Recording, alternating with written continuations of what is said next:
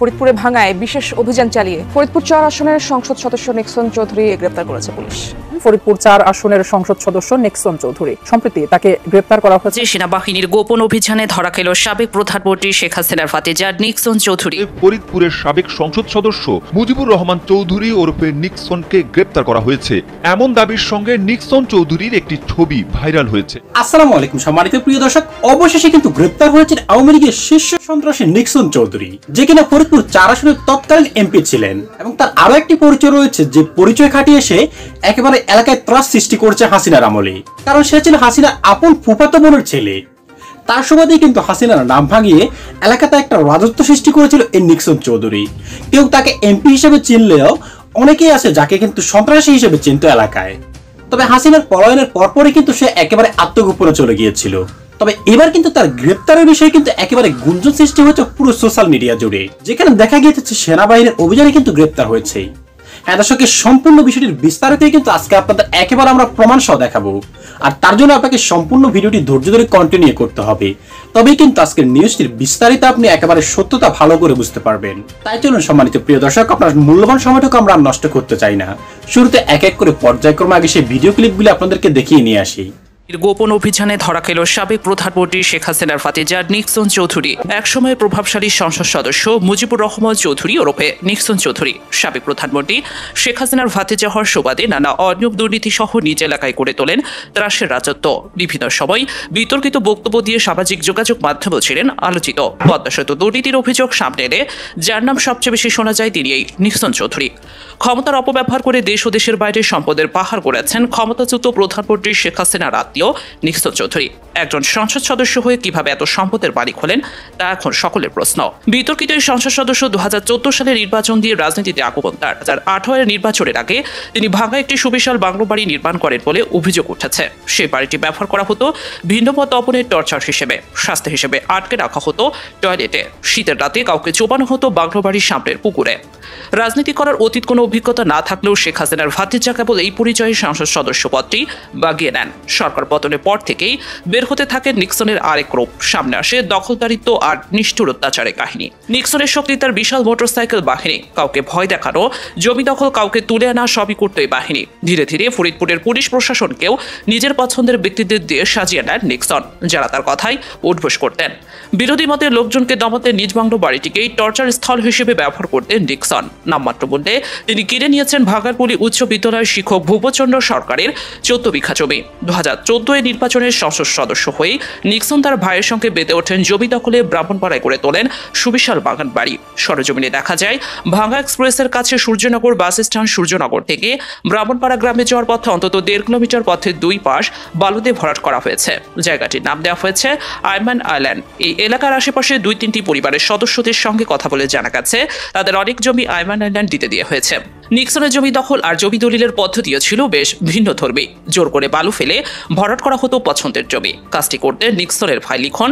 এরপর জমির মালিকের কাছে ছবি চাওয়া হতো, সেই ছবি দিয়ে দলিল প্রস্তুত করে উপজেলার সাব রেজিস্ট্রারকে বাড়িতে নিয়ে আসতেন নিক্সন। তার বাড়িতেই সম্পন্ন হতো দলিল রেজিস্ট্রার কার্যক্রম।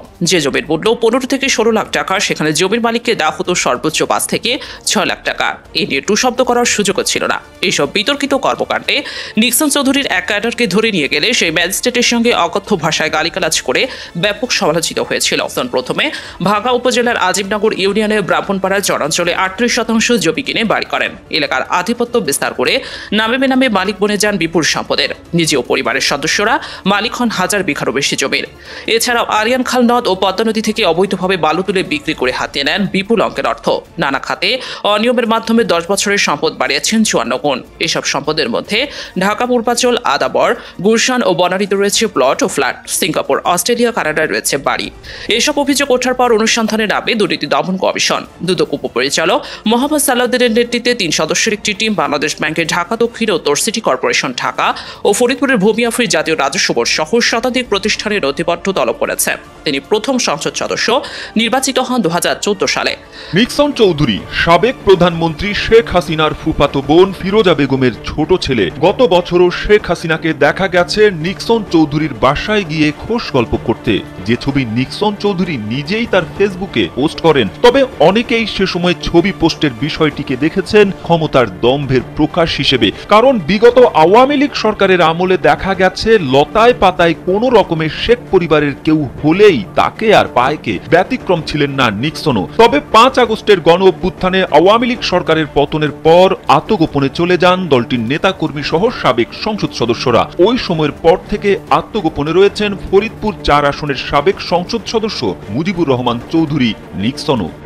আত্মগোপনে থাকা নিক্সনের অবস্থান নিয়ে নির্ভরযোগ্য সূত্রে সুনির্দিষ্ট কোনো তথ্য পাওয়া না গেলেও নিয়মিতই খবরের শিরোনামে রয়েছেন তিনি। প্রথমে গেল বছরের 23 অক্টোবর দুর্নীতি দমন কমিশনের আবেদনের পরিপ্রেক্ষিতে নিক্সন চৌধুরী ও তার স্ত্রীর দেশ ত্যাগে নিষেধাজ্ঞা দেয় আদালত। এরপর নিক্সন ও তার স্ত্রী তারিন হোসেনের ব্যাংক অ্যাকাউন্টে 3,162 কোটি টাকার লেনদেনের তথ্য পেয়েছে দুর্নীতি দমন কমিশন। জানিয়েও এবছরের 10 জানুয়ারি প্রতিবেদন প্রকাশ করে সংবাদ মাধ্যমগুলো। এমন অবস্থায় সামাজিক যোগাযোগ মাধ্যমে খবর ছড়িয়ে পড়ে ফরিদপুরের সাবেক সংসদ সদস্য মুজিবুর রহমান চৌধুরী ওরফে নিক্সনকে গ্রেপ্তার করা হয়েছে।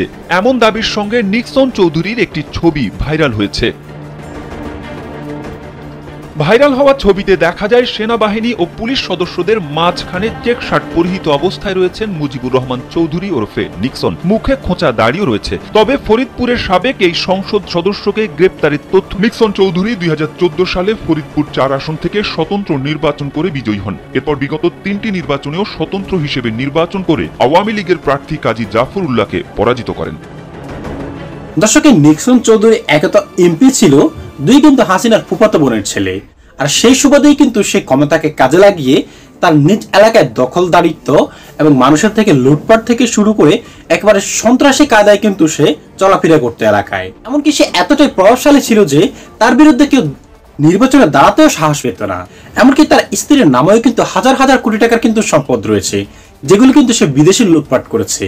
তবে হাসিনার পলায়নের পর থেকেই কিন্তু একেবারে অদৃশ্য হয়ে গেছে নিক্সন চৌধুরীর পরিবার। তবে আদৌ কোথায় আছেন, কিভাবে আছেন, সেটার সত্যতা কিন্তু কেউই জানে না। তবে সামাজিক মাধ্যমগুলোতে যে একটি খবর উঠেছে নিক্সন চৌধুরী গ্রেপ্তার হয়েছে, সেটার আসলে সত্যতাও কিন্তু কেউ জানে না। আদৌ কি নিক্সন চৌধুরী গ্রেপ্তার হয়েছেন?